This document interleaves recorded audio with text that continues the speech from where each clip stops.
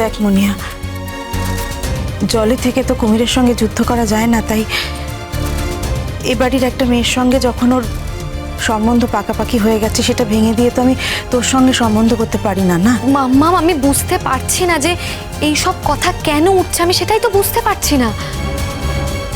ওর মতো একটা ছেলেকে আমি আমি বিয়ে করব, এটা তো আমি স্বপ্নেও ভাবতে পারি না। কেন পারো না? কেন পারো না মহুল? ওর মতো একটা ভালো ছেলে তুমি সারা দুনিয়া খুঁজলে পাবে? পাবে না। আর তাছাড়া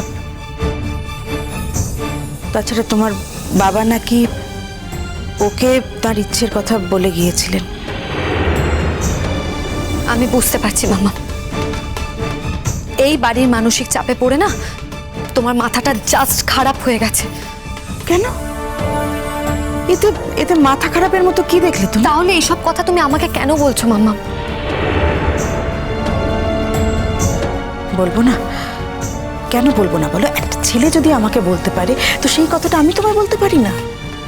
মাম্মা, তুমি বুঝতে পারছো না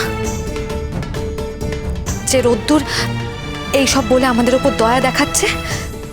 দয়া? এতে এতে দয়ার প্রশ্ন উঠছে কোথা থেকে মহুল? 100 বার উঠছে মাম্মা, 100 বার উঠছে। তুমি বুঝতে পারছো না? ও জানতো যে আমরা কি সিচুয়েশনে ছিলাম, আর এখন আমরা কিভাবে দিন কাটাচ্ছি ও সব জানে। তাই জন্যই তো এই কথাটা বলেছে মাম্মা। মাম্মা, ওকে তুমি বলে দিও মহুল বোস কিন্তু কারুর দয়ার ধার ধারে না, আর বিয়েটা কোনোদিন দয়া করে হয় না। রোদ্দুরের মতো একটা ছেলেকে আমি বিয়ে করবো, এটা আমি স্বপ্নেও ভাবতে পারি না। ও আমার হাজবেন্ড হবে, এটা আমি কোনোদিন মেনে নেব না। কি? হ্যাঁ মামা, আমি যা বলেছি একদম ঠিক বলেছি।